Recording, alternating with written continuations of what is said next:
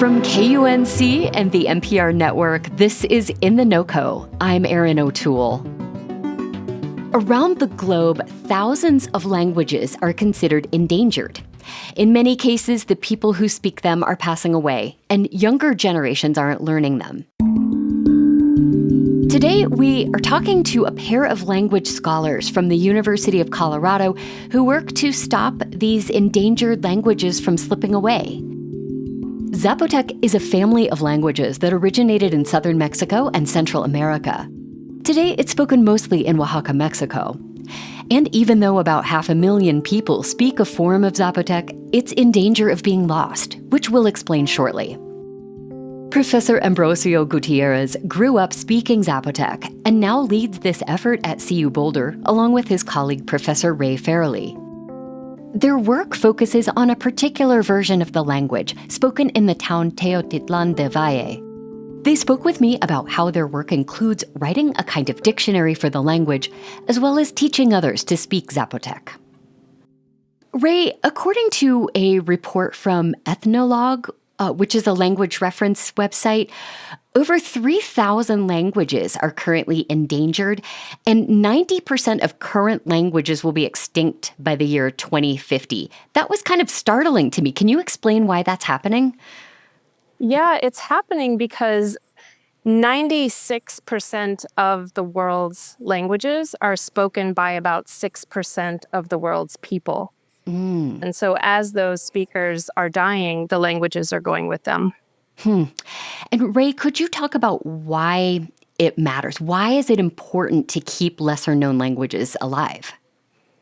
Yeah, these languages are tied very closely to people's identities, their cultures. A lot of indigenous wisdom that we have about nature and resources within nature are embedded and encoded in these languages. So those of us who are revitalizationists believe that there is tremendous value in working to maintain and revitalize them. It's more than just a language, a collection of words. It sounds like it is about a culture. Yeah, absolutely. Yep. Ambrosio, I want to get a sense of how you're working to preserve Zapotec. Could you first give us a kind of a broad sense of how you approach the work of preserving a declining language? Yeah, there are specific methodologies that we can follow. What's the interest of the speakers to maintain the language? What resources are out there? You really need to explore all the social situations in which the language is involved. We know that children are not acquiring the language at home. And so they, in many cases, if they want to learn it, they have to do it as a second language. So that's a little bit of our approach. So we're creating materials to teach the language, to make the language more accessible also for everyone who wants to learn or to know a little bit more about Zapotec. Ambrosio, how many speakers are there of Zapotec today? If you Google Zapotec number of speakers, they are going to give you about 500,000 of those speakers. Okay. But there are many varieties of this language that are grouped within this label. So, for example, the Zapotec we're focusing on more is the same name of the town that speaks this language, Teotitlan del Valle Zapotec. And in this town, we have about 6,000 speakers of this language. Ray, with this many speakers of the language, all varieties of the language, talk about why it is still considered endangered. I think the biggest reason would be the age of the speakers. It's mostly 40-year-olds and older. So and if we don't get the children in the school and the teachers trained to teach the language, then as these older generations move towards the end of their life, the language would go with them. What about sort of digital preservation, I guess? Is that something that is embraced? Yeah, so there are a lot of efforts to record the language and have a digital archive, and these exist for many indigenous languages that are endangered. But that serves a purpose for linguists, for example, to go back to the archives, to look at the language, to analyze it for its morphology and its syntax and its phonology. But if you don't have teachers trained and materials for pedagogical purposes designed, then it is just that. It's a linguistic archive. But we need that other piece of the puzzle, which is the transmission, and that requires the educators and the materials. Ambrosio, we know there are distinctions between languages that give a sense of how people who speak that language think about the world around them. Could you talk about how English and Zapotec might address a subject differently? Yeah.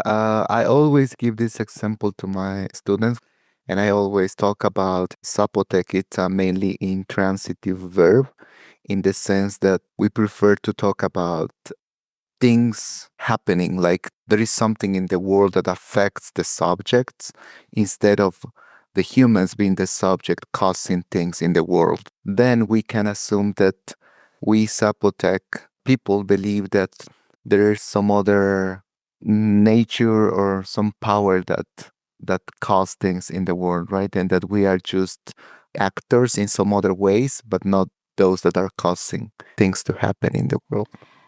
Do you have an example of what, a different sentence might sound like? If I were going to tell that we planted corn today, right? In English, you have to say we planted corn today, adding this we, assuming that we did this action. But in Zapotec, we would prefer to say corn was planted today.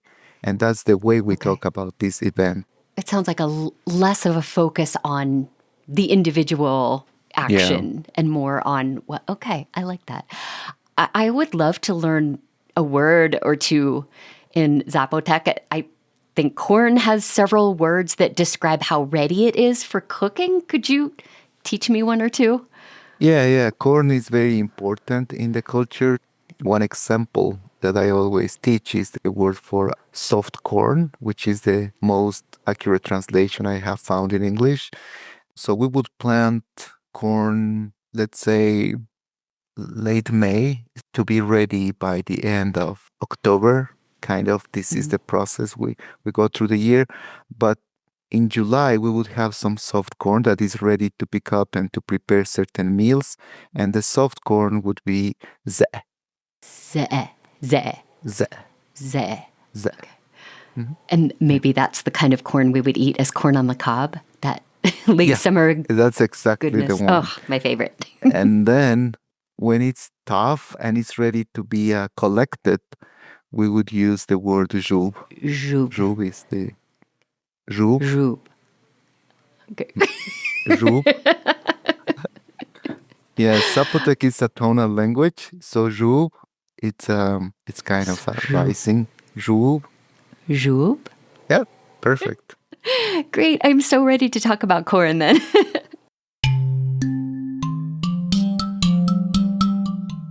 Ambrosio Gutierrez and Ray Farrelly are language scholars at CU Boulder, working to revitalize a form of the Zapotec language in Teotitlan del Valle, a town in the Oaxaca region of Mexico. Just a reminder, we publish every interview as a podcast for free. Find us on your favorite podcast app and follow the show so you never miss an episode. That's it today for In The NoCo. I'm Erin O'Toole. Thanks so much for listening.